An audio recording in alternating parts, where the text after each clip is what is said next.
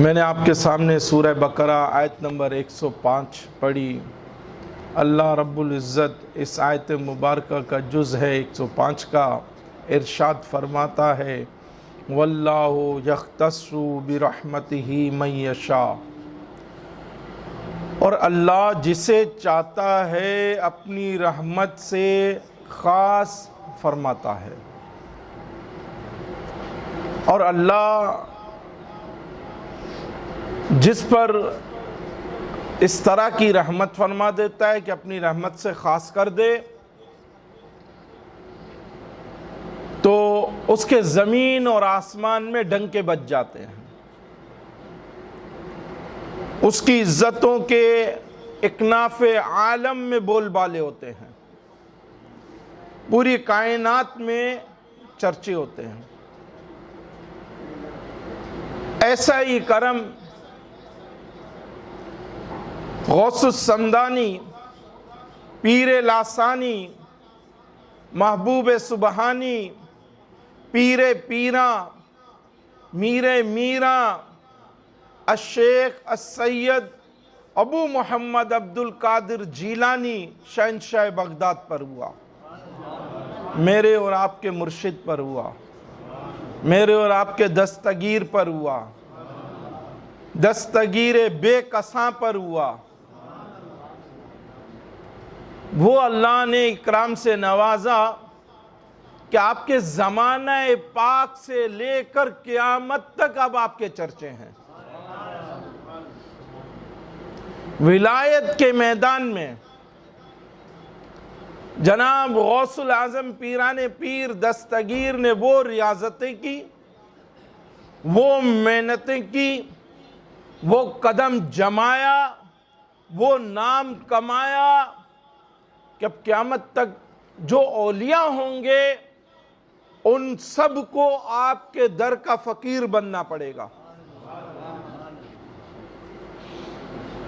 یعنی اس کو آپ اس مثال سے سمجھیے کہ ایک علاقے میں پرچون کی دکان ہے، اب وہ پرچون والا ظاہر ہے کسی ہول سیلر سے رابطہ کرتا ہوگا، اس سے مال اٹھاتا ہوگا۔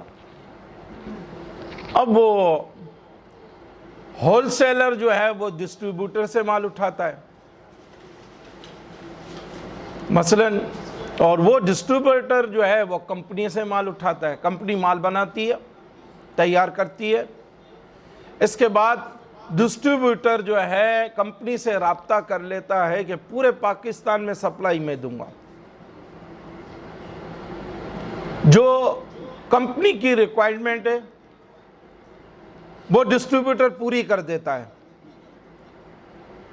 اتنی اماؤنٹ آپ کی جمع ہوگی، اتنا کروڑ روپیہ جمع ہوگا، وہ جمع کرا دیتا ہے، یہ طریقہ کار ہوگا، یہ شرائط ہوں گی، یہ وے ہوگا، وہ سارا فائنل ہو جاتا ہے، سگنیچر ہو جاتے ہیں، پاس ہو جاتا ہے۔ اب کمپنی اپنی پروڈکٹ پورے پاکستان میں نہیں اتارے گی، وہ کمپنی اپنی پروڈکٹ اس اپنے ڈسٹریبیوٹر کو دے گی، وہ نیچے ہول سیلرز سے رابطہ کرے گا، وہ ہول سیلرز اس سے کانٹیکٹ کریں گے، اس سے مال اٹھائیں گے، اور پرچون والے اس سے لیں گے۔ بلا مثال کہ یہ تو سمجھانے کے لیے بیان ہوا۔ غوث پاک پیران پیر دستگیر نے وہ محنتیں کی، وہ ریاضتیں کی کہ اللہ اور اس کے رسول کے محبوب ٹھہرے۔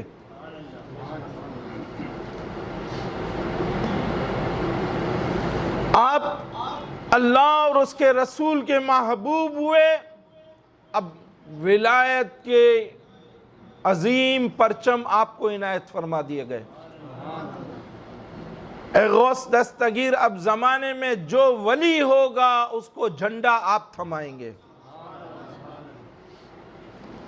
جس کا ولایت میں نام آ جاتا ہے، ولایت کے لیے چن لیا جاتا ہے، جناب غوث پاک پیران پیر دستگیر کی بارگاہ میں وہ نام پیش کیا جاتا ہے، آپ اس پر اپنی اسٹیمپ لگا دیتے ہیں، ہم نے اس کو قبول کر لیا، اپنے معتقدی میں لے لیا، سرکار کریم کی بارگاہ میں آپ پیش فرماتے ہیں۔ اب اللہ کے محبوب اس کو پسند فرما لیں، بس وہ اللہ کا ولی ہو گیا۔ آج بھی ولایت غوث کے در سے بڑھتی ہے۔ ہمارے غوث پاک پیران پیر دستگیر ایسے ہیں۔ تو اللہ نے آپ کو اپنی رحمت سے ایسا خاص فرمایا۔ دوسری آیت مبارکہ جو میں نے آپ کے سامنے پڑھی وہ سورہ یونس کی ہے، آیت نمبر 62، اور اللہ نے ارشاد فرمایا الا ان اولیاء اللہ لا خوف علیہم ولا هم یحزنون۔ الا معنی ہے خبردار، ہوشیار، سنو، چاک اور چوبند ہو جاؤ، توجہ کرو، جاگ جاؤ۔ یعنی لوگ جو بات کہی جا رہی ہے نا، ہمہ تن گوش ہو کر اس کو سنیں، نو ڈاؤٹ، کوئی شک نہیں، کوئی شبہ نہیں، یہ بات ہو جائے۔ کوئی یہ نہ کہے میں نے سنا نہیں سنا، کوئی یہ بھی نہ کہہ سکے پتہ نہیں کیا کہا گیا، آدھی بات بتائے آدھی بات نہ بتائے۔ لہذا الا خبردار، ہمہ تن گوش ہو جاؤ، سنو۔ پھر اللہ ارشاد فرماتا ہے انا کا مطلب ہے بے شک، یعنی جو بات اب جو کہی جا رہی ہے اس میں کوئی شک نہیں ہے، اس میں کوئی شک کی گنجائش نہیں ہے، شک اور شبے کا وہم اور گمان بھی نہیں ہے، اتنی یہ بات پرفیکٹ اور درست ہے۔ پھر ارشاد ہوا اولیاء اللہ، اللہ کے ولی۔ اب اللہ نے اپنی نسبت ڈائریکٹ بیان کی، اللہ کے ولی اپنے قریب ان کو بیان فرمایا۔ پھر ارشاد ہوا لا خوف علیہم، ان پر کچھ خوف نہیں ہے، ان کو کوئی خوف نہیں ہے۔ اور خوف ہمیشہ آنے والے وقتوں کا ہوتا ہے، کل کیا ہوگا، پرسوں کیا ہوگا، ایک ہفتے بعد کیا ہوگا، مہینے بعد کیا ہوگا۔ اسٹوڈنٹ ہے، ایگزام میں پیئر ہوا، اب پیپر ہونے جا رہا ہے تو خوف ہے، پتہ نہیں پیپر میں کیا آئے گا، میں نے تیاری کی، میں نے 10 کوشچن یاد کیے ہیں، اب 10 میں سے آ گیا تو پاس ہو جاؤں گا، 10 سے باہر آیا تو فیل ہو جاؤں گا، 10 میں سے 5 آ گئے تو چلو کوئی آسرا بن جائے گا۔ اب جیسی اس کی تیاری ہے، اب ایگزام میں اپیئر ہو گیا، اب جیسے جیسے رزلٹ آنے کا دن ہے نا، اس کا خوف مزید بڑھے گا۔ حالانکہ تیاری کی، حالانکہ لکھا، سب کچھ کر کے آئے، پھر بھی خوف ہے۔ اب خوف کس طرح کا ہے؟ اگر ویک ہے بہت زیادہ خوف ہے، اور ماں اور باپ سخت ہیں تو مزید خوف ہے۔ ایک تو فیل ہونے کا ڈر، پھر دوسرا ماں اور باپ کا سامنا کرنا پڑے گا، وہ خوف الگ ہے۔ پھر اگر وہ فرسٹ سیکنڈ پوزیشن لاتا تھا، اب بھی اس کو خوف ہے۔ اب خوف کس قسم کا ہے؟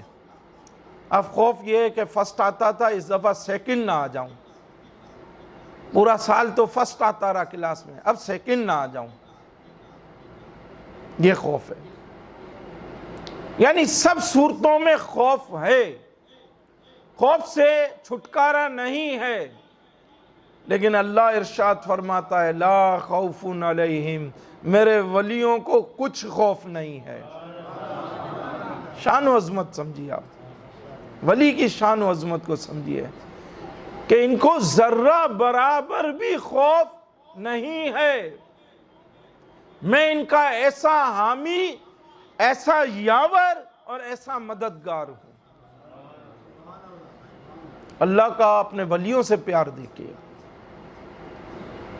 ہم تو آنکھوں پہ ہمارے پردے ہی ہیں نا، ہم تو بس اتنا ہی دیکھ پاتے ہیں کہ سامنے یہ ماہنامہ صدائے غوث اعظم پڑھا ہے، میں نے دیکھ لیا، یہ پرانا ہے میں نے دیکھ لیا، یہ کتاب پڑھی ہے، میں نے دیکھ لیا، مزید آگے کیا ہے، دیوار تک دیکھ لیا، دیوار کے پیچھے کیا ہے نہیں دیکھ سکتا، یہ اس علاقے سے نکل کر دوسرے علاقے میں کیا ہے میری نظر نہیں ہے۔ ہمارا حال اتنا ہی ہے۔ اور پھر گناہوں کے پردے الگ ہیں، ایک تو مقید کیا گیا ہے نا ہمیں، دوسرا گناہوں کے پردے الگ ہیں۔ تو ہمارا حال اتنا ناقص ہے، ہم ولیوں کو کیا سمجھیں، ہم ولیوں کو کیا جانیں۔ ولی تو سمندر کی تہہ میں سب سے قیمتی ترین موتی جو رکھا ہوا ہوتا ہے نا، وہ بھی اس ولی کی شان و عظمت کے سامنے بہت معمولی ہے، بہت معمولی۔ ابھی ختم قادریہ حزب البحر پڑھا گیا، تو یہ معنی محفل ہوتی ہے، تو ابھی محفل ہوئی مغرب کے بعد، میں نے وہاں یہی بات رکھی، میں نے یہی بات کی، میں نے کہا غوث پاک پیران پیر دستگیر سے صرف کوئی نسبتیں قائم کر لے، حلال حرام جائز ناجائز اس کی تمیز قائم کر لے، جو فرائض اور واجبات اس پر لاگو ہیں اس کا ادا کرنے والا بن جائے، اور غوث پاک سے محبت کرے، بس اس کے لیے اتنا ہی کافی ہے۔ غوث پاک پیران پیر دستگیر کے فیوز و برکات اس کی طرف چھما چھم برستے ہوئے آتے رہیں گے۔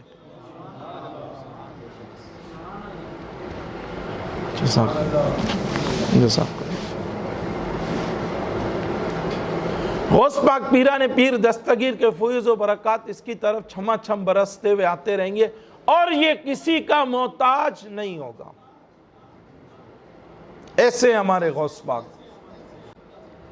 کسی زمانے میں کشتیاں چلتی تھی، لوگ حج پر جایا کرتے تھے، تو ایک یعنی ہمارے غوث پاک کی شان و عظمت کے ڈنکے آپ دیکھیے، بدو تھا نا، بدو کشتی کے بدو لوگ جو کشتی چلا رہے تھے، جس کے جہاز کے اندر، پانی کے جہاز کے اندر لوگ سوار تھے، جا رہے تھے، تو ایک دم سے جیسے کشتی ہچکولے کھانے لگی، تو لوگ پکارے یا شیخ یا شیخ، یعنی عربوں کو لوگ بعض دفعہ شیخ، اور اب بھی کہتے ہی ہیں، شیخ ہی بولتے ہیں، کہا یا شیخ یا شیخ، وہ بدو پکارے کشتی کے، کہا لا شیخہ الا شیخ عبد القادر جیلانی، کوئی شیخ نہیں ہے سوائے سیدنا شیخ عبد القادر جیلانی کے۔ لوگ اپنے آپ کو شیخ کہلوانا بھی پسند نہیں کرتے تھے، کہ شیخ تو دنیا میں ایک ہی ہے۔ جیسے مدینہ، مدینہ کا مطلب ہے شہر، اب عربی میں آپ کہہ لیں بھئی مدینہ، کراچی مدینہ ہے جی، میرا مدینہ کراچی ہے، یعنی میں مدینہ، میرا شہر کراچی ہے، یہ معنی ہو گئے۔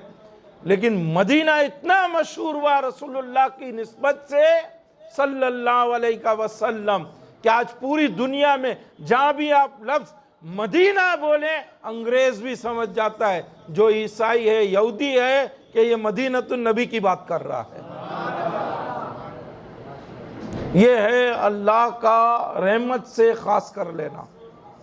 اللہ کے ولی کی شان لا خوف علیہم، کوئی خوف نہیں ہے۔ اب خوف کون کون سے ہیں، اصل خوف کون کون سے ہیں؟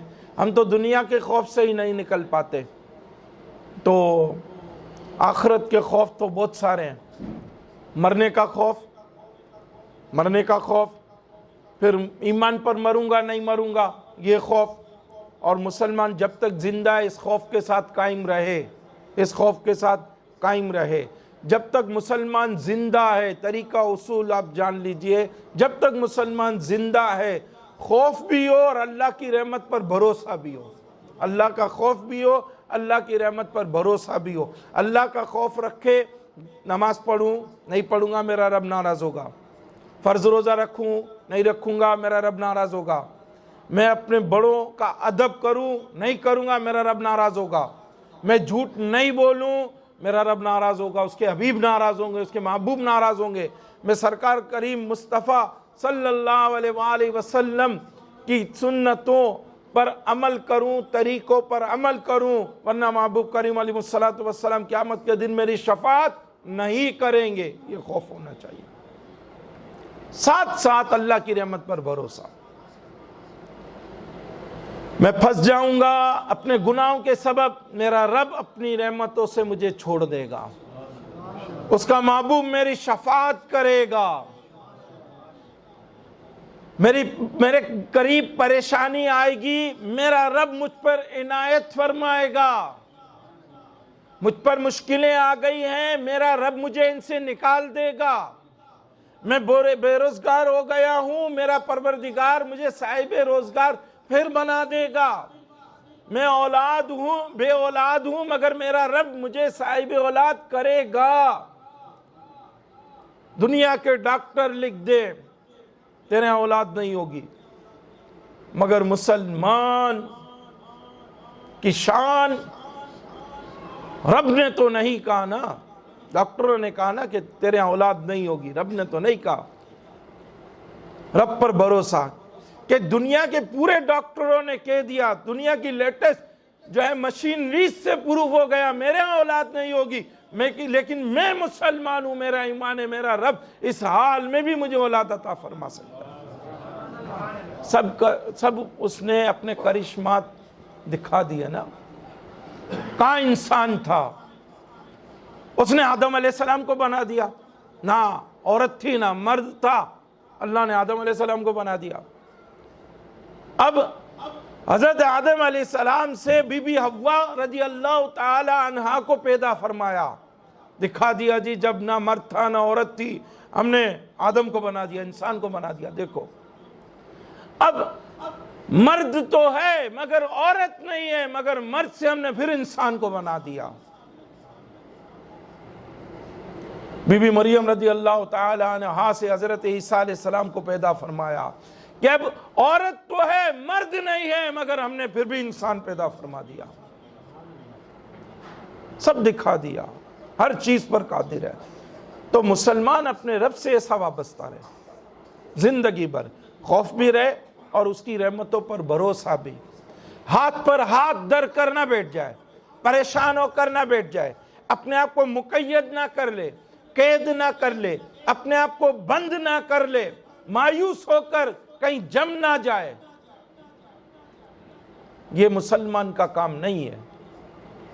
جو کفار یہود و عنود ہیں وہ جم کر نہیں بیٹھتے، تو مسلمان کیوں جم کر بیٹھے؟ وہ تگودو کرتے ہیں، جو اس کے دشمن ہیں، اس کے حبیب کے دشمن ہیں، وہ ان کو بھی نوال عطا فرماتا ہے۔ ہم تو پھر غلامان مصطفیٰ ہیں۔ سب سے زیادہ مصائب اور آلام کا نزول انبیاء و مرسلین پر ہوتا ہے، پھر اولیاء پر ہوتا ہے، پھر مومنین جو ایمان والے ہیں مگر عمل میں پاورفل ہیں، متقی ہیں، پرہیزگار ہیں، خوف خدا رکھنے والے ہیں، ان پر ہوتا ہے، پھر عام مسلمانوں پر ہوتا ہے، پھر کفار یہود و عنود ان پر مصائب و آلام کا نزول ہوتا ہے۔ لیکن اتنی فرصت کہاں کہ ہم سوچیں۔ ایک طریقہ جو ہم نے رائج کر لیا، بس ہم اسی دائرے میں جینا اور مرنا چاہتے ہیں۔ آئے بیٹھے، غوث پاک کی 11ویں منائی، نعرہ لگایا اور یہ جا وہ جا گھر پہنچ گئے۔ غوث پاک کے دامن کو پکڑ لیا، آپ کے ہاتھ میں ہاتھ دے دیا، ہم نسبتوں والے ہو گئے جی، ہم پیر دستگیر کے ہو گئے بوتے۔ تو بات تو وہی ہے کہ مسلمان ہونے کے بعد مسلمانی نبھانی بھی تو ہے نا۔ غوث پاک والے ہو گئے، غوث پاک والے ہو تو گئے، مگر اب غوث پاک والا رنگ بھی تو دکھاؤ نا۔ پھر فرمایا وَلَا هُمْ يَحْزَنُونَ، اور اللہ کے ولیوں کو کوئی دکھ بھی نہیں ہے، اور دکھ ہمیشہ گئے ہوئے وقتوں کا ہوتا ہے، گئے ہوئے وقتوں کا۔ اب گئے ہوئے وقت میں جس کے ساتھ جو معاملہ ہوا، جیسا ہوا، مثلا ماں سے اسے بڑی محبت تھی، ماں چلی گئی، اب کیسا دکھ ہوگا اس کا۔ ایک گاڑی اس نے بڑی محنت سے لی تھی، وہ گاڑی ایکسیڈنٹ کی نظر ہو گئی، کتنا دکھ ہوگا۔ ایک بڑی کمپنی کا مالک تھا، کروڑ پتی تھا، آج ٹھیلا لگا کر بیٹھا ہے، اس کو کتنا دکھ ہوگا، یعنی جیسا معاملہ ہوا اس کا دکھ اتنا ہی بڑا ہوگا۔ اللہ ارشاد فرما رہا ہے وَلَا هُمْ، اور انہیں کچھ بھی غم نہیں ہے، تھوڑا بھی غم نہیں ہے، ان کو تھوڑا بھی دکھ نہیں ہوگا۔ اللہ ایسا اپنے اولیاء کا حامی، حمایتی اور مددگار ہے۔ بس یہ وہ باتیں ہیں جو ہم سمجھیں، اور ان باتوں کو سمجھ کر ہم اپنی اصلاح کریں اور بھلائی کی راہ لیں۔ جناب غوث پاک پیران پیر دستگیر الفتح الربانی میں آپ نے بہت سارے واعظ فرمائے اور بہت سی باتوں کو آپ نے بیان فرمایا، اور یہ ہمارے لیے مشعل راہ ہیں۔ ہم ان باتوں کو سمجھیں اور اپنی اصلاح کریں۔ المجلس الاول میں آپ ارشاد فرماتے ہیں کہ مومن بندہ کیسا ہوتا ہے؟ فرماتے ہیں مومن بندہ چوں اور چراں کو نہیں جانتا، بلکہ وہ صرف ہاں کہتا ہے اور سر کو جھکا دیتا ہے۔ وہ نفس سے جہاد کرتا ہے یہاں تک کہ نفس کا شر ختم ہو جائے۔ نفس تو بالکل شر ہی شر ہے۔ جب اس کو مجاہدہ اور مشقت میں ڈالا جائے گا اور اس کی مخالفت کی جائے گی تو مطمئن بن جائے گا اور خیر ہی خیر والا ہو جائے گا، اور تمام عبادتوں کے بجا لانے اور تمام گناہوں کو چھوڑ دینے میں موافقت کرنے لگتا ہے۔ یہ مومن کا نفس ہوتا ہے، اور مومن اپنے نفس کے ساتھ یہ برتاؤ کرتا ہے، اس کی مخالفت کرتا ہے، اس کی مخالفت کر کے اس کو نرمی کی طرف لاتا ہے، اور پھر جیسا جو اللہ کی رضا کے مطابق، اس کی شریعت کے مطابق اس کے لیے بہتر ہوتا ہے یہ راہ اختیار کرتا ہے۔ نفس اس پر شور نہیں مچاتا۔ ہمارا نفس اسی لیے شور مچاتا ہے کہ جیسا نفس کہتا ہے ہم ویسا کرتے ہیں، اور جیسا نفس کہتا ہے ہم ویسا کرتے ہیں، تو رات دن ہمارے نامہ اعمال میں گناہوں کا اضافہ تو ہوتا ہے، گناہوں کی کمی نہیں ہوتی، کہ نفس توبہ کو ناپسند کرتا ہے، گناہ کو پسند کرتا ہے، نافرمانی کو پسند کرتا ہے۔ پھر صبر کے متعلق آپ ارشاد فرماتے ہیں اسی مجلس اول میں،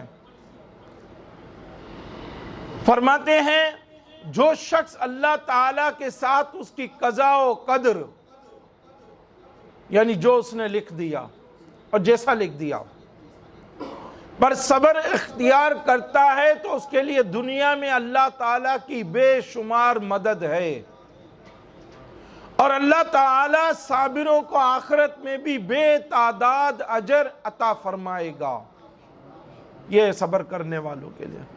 اور آج ہماری دنیا میں نفس کی مخالفت کرنے کی بھی بہت ضرورت ہے اور صبر کرنے کی بھی بہت ضرورت ہے۔ یعنی آپ گھروں سے نکل کر آئے، یعنی یہ حالات ہیں کہ گھروں سے نکل کر آئے، یہاں تک آپ پہنچے، لیکن کسی نہ کسی پریشانی کا سامنا ضرور ہوا، پھر یہاں پہنچے۔ گھر میں تھے تو بھی پریشان تھے، گھر سے نکل کے آئے، اب پریشانی نے تو آپ کا پیچھا نہیں چھوڑا نا، تو معاملات اس قدر دگر گئے ہیں، اور صبر کی ضرورت ہے، ہر معاملے میں صبر کی ضرورت ہے۔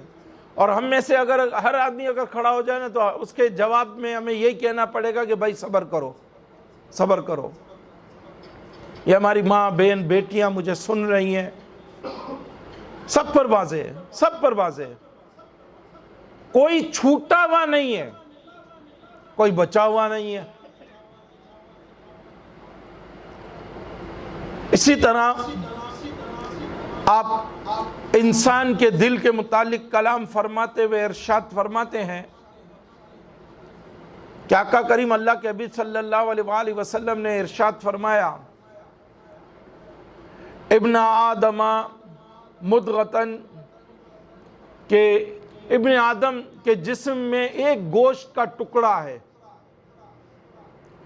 اذا صلوحت صلوح لہا سائر جسدی، جب وہ سمرا رہتا ہے پورا بدن جسم سمرا رہتا ہے، وَإِذَا فَسَرَتْ فَسَدَ لَهَا، جب وہ بگڑ جاتا ہے، فَسَدَ لَهَا سَائِرَ جَسَدِهِ، تو پورا جسم جو ہے، بدن جو ہے، وہ اس بگاڑ کا شکار ہوتا ہے۔ الا وہی القلب صلاح القلب، محبوب کریم ارشاد فرماتے ہیں سنو وہ دل ہے، صلاح القلب، لہذا دلوں کی اصلاح کرو، دلوں کو درست رکھو، یہ قلب، مقام قلب، یہ درست رکھا جائے۔ یہ اگر سنورا ہوا ہے سب کچھ سنورا ہوا ہے، یہ بگڑا ہوا ہے سب کچھ بگڑا ہوا ہے۔ آنکھوں سے آدمی دیکھتا ہے، دماغ میں اس کا خیال آتا ہے، فائنل کرنے یہ دل کی طرف بیچتا ہے، دل آپ کا فیصلہ دیتا ہے، حکم لگاتا ہے، دماغ اس کو قبول کرتا ہے، اور پھر یا تو یاد، یعنی جس کا حرکت کرنے کا ٹائم ہو، اگر ہاتھ کا ہے تو ہاتھ کرتا ہے۔ مثلا اگلا آدمی آپ کے سامنے کھڑا ہوا ہے اور اس کو غصہ آ گیا، بس دو ہاتھ لگانے، فیصلہ ہو گیا، دو ہاتھ لگا دیا، جڑ دیا۔ گریبان پھاڑنا ہے، گریبان پھاڑ دیا، ہڈیاں پسلیاں ایک کرنی ہے، کر دی۔ پاؤں کو حرکت کرنی ہے، برائی تک جانا ہے، پاؤں حرکت کر کے برائی تک گئے، برے یار تک، برے دوست تک پہنچے۔ وہ شراب پینے والا ہے، اب اس کے پاس بیٹھ گئے، بیٹھنے کے بعد ہاتھ کا کام ہے، زبان کا کام ہے، زبان بولے گی، اس سے شراب مانگی، ہاتھوں نے لیا، ہاتھوں نے لے کر منہ سے لگایا، اب منہ کا کام شروع ہو گیا، منہ نے گھونٹ بھرا، اب نرخرے کا کام ہے اس کو نیچے اتارنا، اس نے اس کو نیچے اتارا، معدے کا کام ہے اس کو ایکسیپٹ کرنا، اس نے اپنے اندر لے لیا، اور یہاں سے پورے جسم میں اس کی تاثیر پہنچے سو پہنچ گئی۔ ایک چیز خراب ہوئی، پورا جسم ایکٹیو ہو گیا۔ اب ایک چیز درست، دل درست ہے۔ حرام کھانے کو دل کرتا ہے، آنکھ سے دیکھا، دماغ کی طرف گیا، دماغ نے بات بھیجی دل کی طرف، دل نے کہا خوف خدا رکھو، شرم نبی کرو، مسلمان ہو، ایمان والے ہو، یہ برائی ہے، تمہیں ڈبو دے گی، تمہیں برباد کرے گی، اس میں تمہاری آبادی نہیں ہے، بربادی ہے، اس میں سراسر تیرے لیے نقصان ہے، دنیا کا بھی نقصان ہے، عزتیں خراب ہوں گی، تیری عزتیں پامال ہوں گی، لوگ تجھے منہ نہیں لگائیں گے، اور مرے گا، بری موت مرے گا، قبر میں اترے گا، خدا کو حساب دینا پڑے گا، محشر میں پہنچے گا، مصطفیٰ کو منہ دکھانا پڑے گا صلی اللہ علیہ وسلم۔ محبوب کریم کے سامنے ہوگا، کس منہ سے ہوگا؟ حبیب کریم کو منہ دکھائے گا، کس طرح منہ دکھا پائے گا؟ اب احساس شرمندگی آیا، دل نے کہا مت کرو، دماغ نے قبول کر لیا جی نہیں کرو، اب ہاتھ کو بھی پابند کر دیا، پاؤں بھی پابند ہو گئے، زبان بھی پابند ہو گئی، بلکہ بعض صورتیں یوں بنتی ہیں کہ آنکھوں سے آنسو جاری ہو جاتے ہیں۔ دیکھیں ایک لوتھڑا गोश्त का, एक टुकड़ा गोश्त का हमारे बदन में, हमारे जिस्म में, उसकी वजह से पूरा जिस्म एक्टिव अनएक्टिव हरकत में आता है या साकित हो जाता है, या वो काम अंजाम देता है या उस काम को अंजाम देने से बाज रहता है। अल्लाह के हबीब महबूब सल्लल्लाहु अलैहि वसल्लम ने कितने आसान पैराए में बयान फरमा दिया। फिर गौस पाक पीराने पीर दस्तगीर इस हदीस मुबारका को बयान करके इरशाद फरमाते हैं, तो दिल का संवरना और परहेजगारी और अल्लाह ताला की ज़ात पर तवक्कुल, उसकी वहदानियत और आमाल में इखलास पैदा करने से है। यानी अगर दिल को अब तुम संभालना चाहते हो, संवारना चाहते हो, महबूब ने जैसा इरशाद फरमाया, अब तुम अच्छे दिल को अच्छा रखना चाहते हो, अब क्या करो, अपने आमाल में इखलास पैदा कर लो, सच्चाई पैदा कर लो, सच्चे हो जाओ कि तुम्हारा हर अमल अल्लाह के लिए हो। जब हर अमल अल्लाह के लिए है तो क्या आदमी वो 70-80 हज़ार जो गवर्नमेंट के सरकारी ओहदे पर फाइज होकर मिलते, तनख्वाह मिलती है इसको, तो क्या रोज़ के 1000-1500-2000 रिश्वत के लेकर घर लाएगा? नहीं लाएगा ना। जब दिल में सच्चाई है तो दोस्त यार आए तो नमाज पढ़ने वाला बन गया, और दोस्त यार नहीं है तो जी नमाज की तरफ ध्यान ही नहीं है। ऐसा नहीं करेगा। जब दिल में इखलास है, सच्चाई है, अब अकेला है, तन्हा है, क्या कोई बेहुदा फेल करेगा? क्या कोई गंदगी देखेगा? नहीं देखेगा। दिल में सच्चाई है ना, दिल में सच्चाई है। कोई देखे ना देखे, ना माँ देखे, ना बाप देखे, ना बहन देखे, ना भाई देखे, मगर मेरा अल्लाह मुझे देख रहा है, मेरा रब मुझे देख रहा है। फिर आप इरशाद फरमाते हैं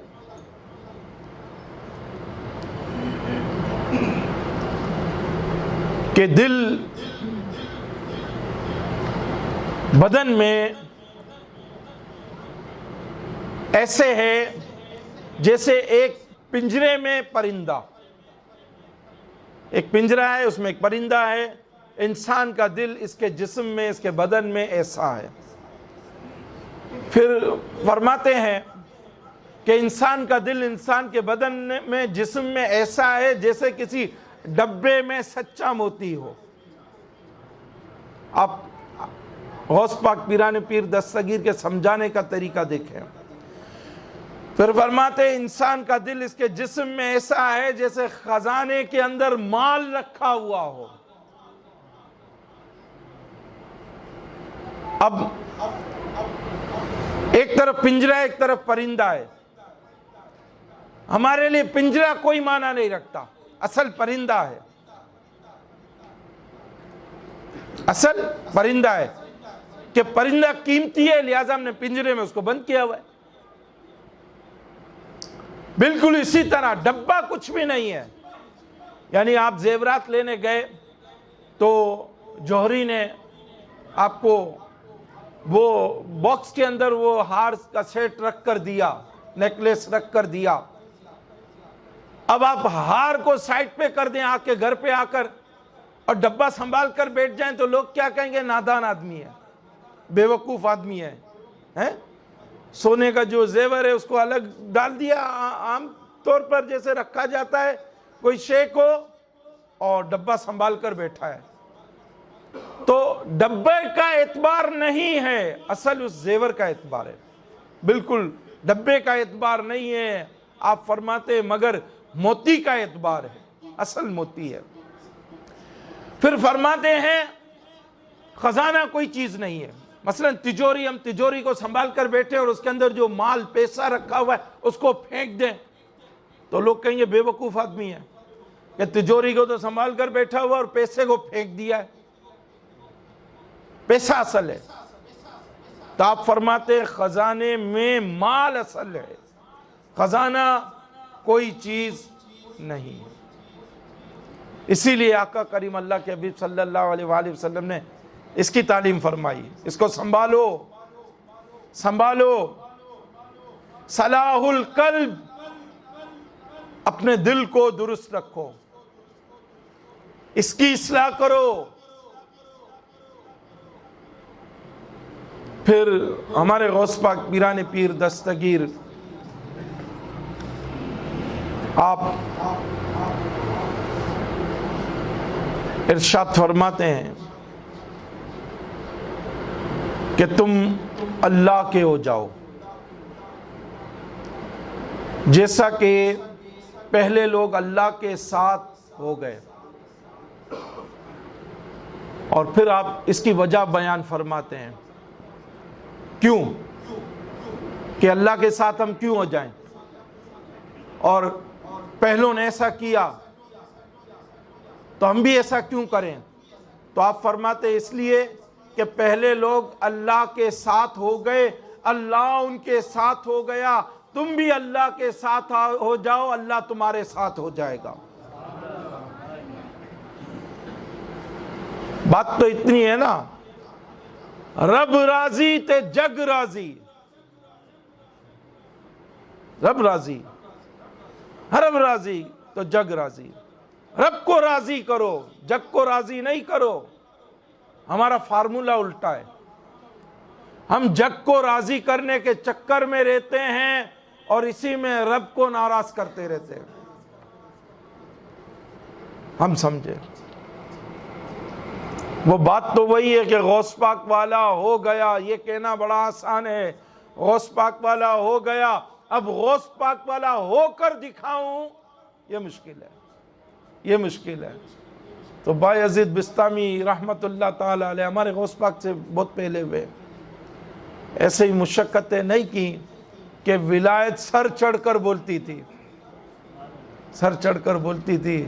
بایزید بسطامی کو سلام، وہ مقام، یعنی ہر ولی اس زمانے میں یعنی جو دور بھی موجود تھے نا، تو وہ آپ کے مزار شریف پر صرف حاضری دینے کو اور ایک بار کی حاضری کو، وہ بولتا تھا پوری زندگی کا کام الگ، اچھائیاں نیکیاں الگ، اور بایزید بسطامی کے مزار پر جو حاضری دے گئے نا وہ الگ، کا یہ پلڑا بھاری ہے، اس اللہ کے ولی کے در پر میں ہو کر آ گیا ہوں۔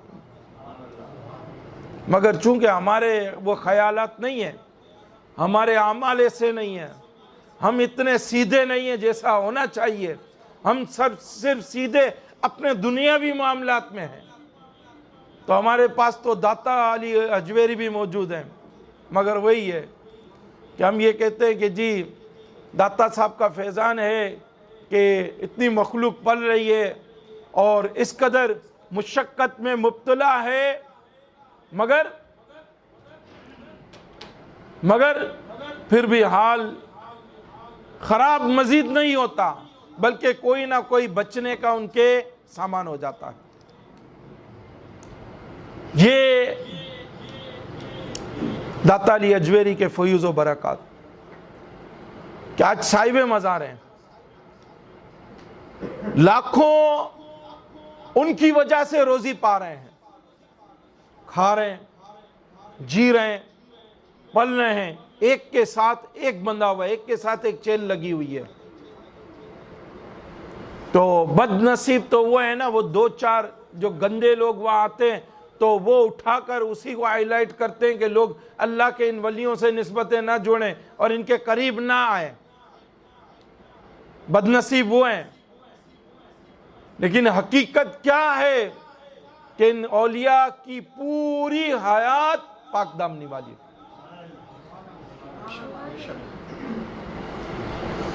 جب مزار میں چلے گئے، آج بھی مخلوق کا بھلا کر رہے ہیں، جب زمین پر ہوں گے کتنی مخلوق کا بھلا کرتے ہوں گے۔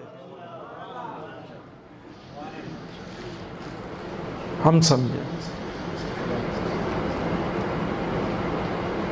غوث پاک پیران پیر دستگیر پھر فرماتے ہیں اسی مجلس میں، مجلس اول میں، اگر تم یہ چاہتے ہو کہ اللہ تعالیٰ تمہارا ہو جائے تو تم اللہ کی اطاعت میں مشغول ہو جاؤ اور مصیبتوں پر صبر کرو. 2 کام، اللہ کے ہو جاؤ، مصیبتوں پر صبر کرو. ان اللہ مع الصابرین، بے شک اللہ صبر کرنے والوں کے ساتھ ہے. کسی کے متعلق بیان نہیں ہوا کہ اللہ اس کے ساتھ ہے، مگر صبر کرنے والوں کے ساتھ بیان ہوا، اللہ صبر کرنے والے کے ساتھ ہے. ایک آدمی آپریشن تھیٹر میں آئی سی یو میں ہے، اس کی اپنی تکلیف ہے. ایک آدمی اس کو صرف کانٹا لگا ہے، اس کی اپنی تکلیف ہے. جس کا کانٹا نہیں نکل رہا اس کی اپنی تکلیف ہے. اگر اس سے پوچھا جائے تو بولے گا کانٹا نہیں نکل رہا، میری تو سب سے بڑی پریشانی یہی ہے، سب سے بڑی آزمائش یہی ہے. تو وہ اس کو بھولا ہوا ہے جو آئی سی یو میں ہے، جو آپریشن تھیٹر میں ہے. اس لیے کہ جس کو جو تکلیف ہے، مثلا کوئی کہ میرے سر میں درد ہے، اب دیکھیں نا، ہمیں تو آ کے اس نے بول دیا، ہم نے تسلی دے دی، ہم نے اس کو جو ہے 2-4 جملے اطمینان کے بول دیے، مگر اس غریب کے ساتھ جو بیت رہی ہے، اس کے سر میں درد ہے، وہ تو وہی جانتا ہے، وہ تو وہی جانتا ہے. تو ہر آدمی کسی نہ کسی تکلیف میں ہے، اور غوث پاک فرماتے ہیں صبر کرے، اور اللہ فرماتا ہے میں ان صبر کرنے والوں کے ساتھ ہوں. کیوں؟ یہ بھی تو وجہ ہے نا کہ بھئی اللہ کیوں ساتھ ہے ان کے. جو آزمائش آئی، امتحان آیا، پریشانی آئی، کس کے حکم سے؟ میرے حکم سے. میرا حکم نافذ ہوا اس لیے پریشانی آئی. جب آزمائش پریشانی میرے حکم سے آئی، اب یہ واویلا نہیں کرتے، ان کے لب پر شکوہ شکایت نہیں ہے، یہ میری رضا پر راضی ہیں، تو معنی یہ ہے یہ میرے اطاعت گزار ہیں، یہ میرے لکھے ہوئے کو پسند کرتے ہیں. یعنی ایک مثال عمومی طور پر، دنیاوی طور پر، کہ باس کو وہ ایمپلائی اچھا لگتا ہے جو اپنی طاقت سے زیادہ بھی کام کرتا ہے، بعض اوقات جس کا پابند نہیں ہے وہ بھی کام کر دیتا ہے، اور پھر کہیں چوں چرا نہیں کرتا، لب کشائی نہیں کرتا. ٹھیک ہے سر، ہو جائے گا، باس خوش ہوتا ہے. اسی طرح ماں اور باپ کو وہ بچہ اچھا لگتا ہے، وہ شکوہ شکایت نہیں کرتا، ٹھیک ہے جی ہو جائے گا، ٹھیک ہے ایسا ہی ہے. اب ماں اور باپ خوش ہو جاتے ہیں، جی یہ بچہ ہمارا ایسا ہے جو کسی بھی حال میں ہمارے سامنے زبان دراز نہیں کرتا، زبان نہیں کھولتا. اب وہ بندہ جو خدا کے اصول اور قوانین کے خلاف اپنی زبان نہیں کھولتا ہے نا، اس کو خلاف نہیں کرتا، اپنی زبان کو، اپنے منہ کو، جو خدا کا لکھا ہے اس کی منشا ہے، مجھے وہ قبول ہے، لہذا رب نے فرمایا میں تمہارے ساتھ ہوں. اور نبیوں اور رسولوں کی پوری جتنے بھی واقعات ہیں، تاریخ ہے، حدیث مبارکہ میں، قرآن شریف میں جو بیان ہوا، سب آپ دیکھیں، تو انہوں نے صبر کیا. لہذا ہم صبر کرنے والے بنے اور صبر کا دامن تھامیں.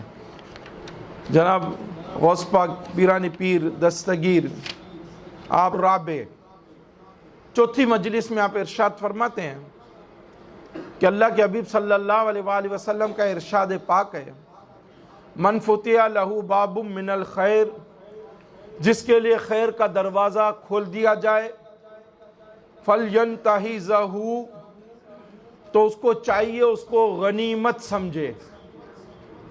فَإِنَّهُ لَا يَدْرِي مَتَى يُغْلَقْ عَنْ، اس کو یہ نہیں معلوم کہ یہ خیر کا دروازہ اس پر کب بند ہو جائے گا.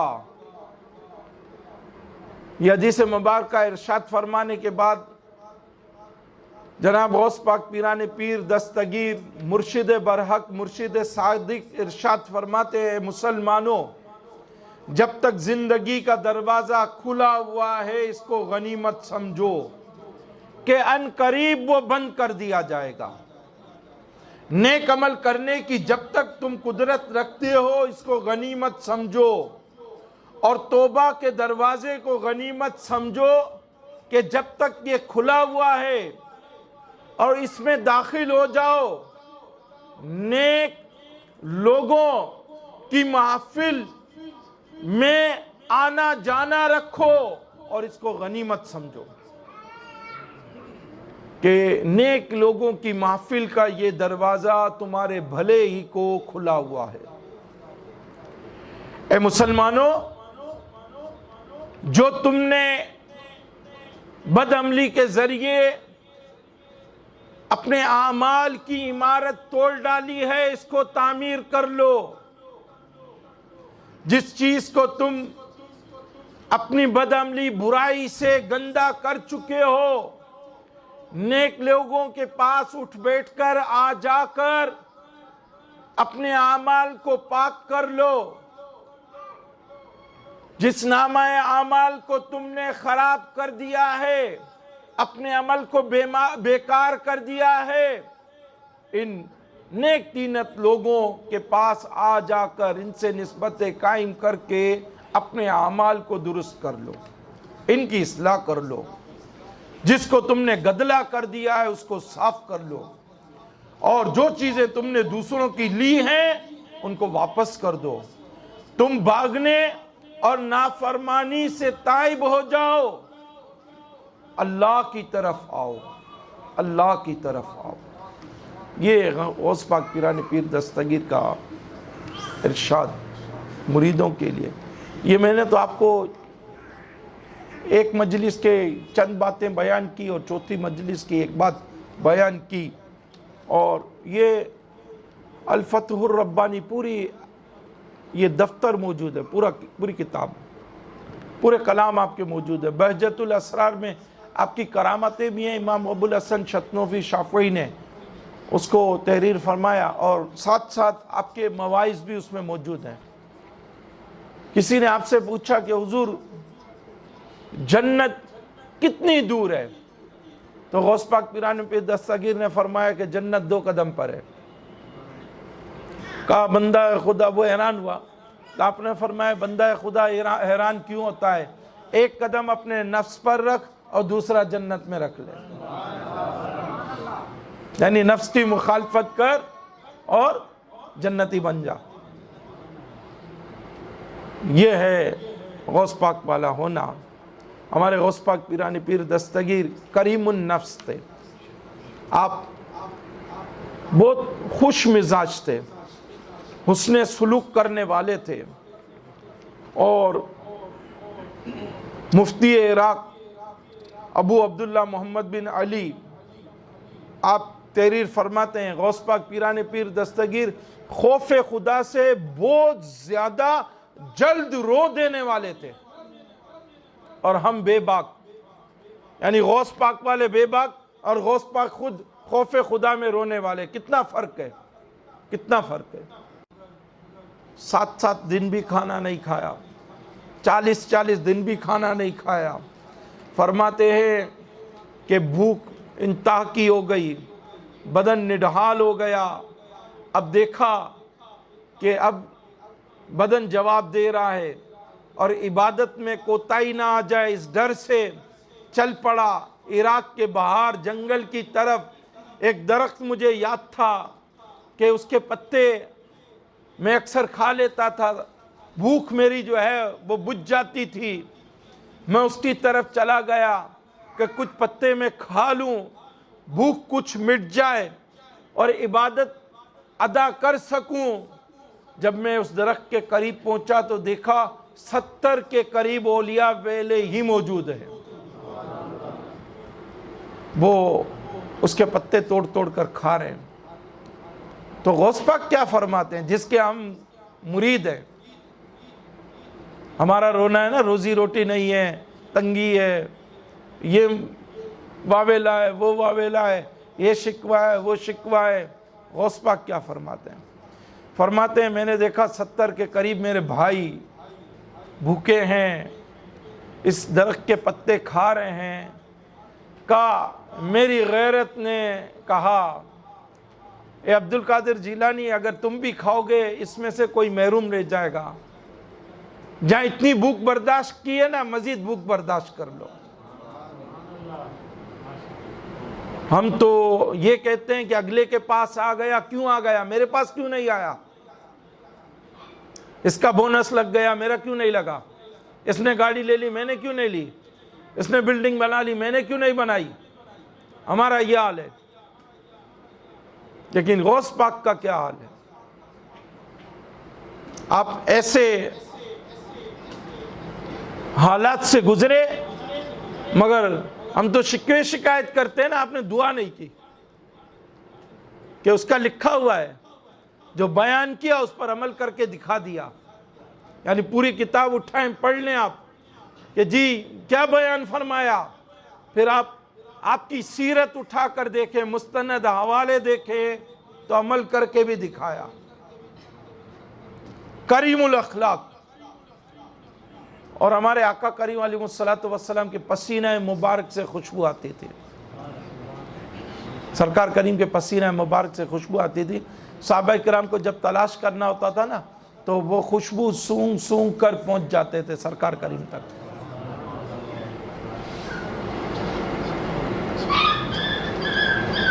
ہمارے غوث پاک پیران پیر دستگیر کے پسینہ مبارک سے بھی مفتی عراق ابو عبداللہ محمد بن علی بیان کرتے ہیں خوشبو آیا کرتی تھی،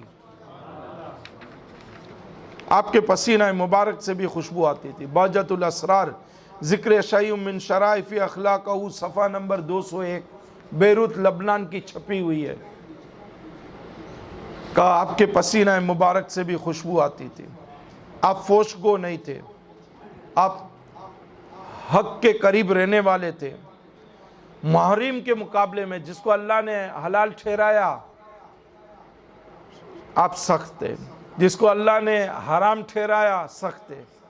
یعنی حلال کو اختیار کرنا ہے، حرام سے ہر سو بچنا ہے۔ اپنے نفس کے لیے کسی پر غصہ نہیں کرتے تھے، اپنے نفس کی خاطر کبھی انتقام نہیں لیتے تھے، اور کبھی مانگنے والے کو رد نہیں کرتے تھے۔ ایسے ہمارے غوث پاک۔ نہیں پیر کوئی بڑے پیر جیسا، میرا پیر سب سے سوا غوث اعظم۔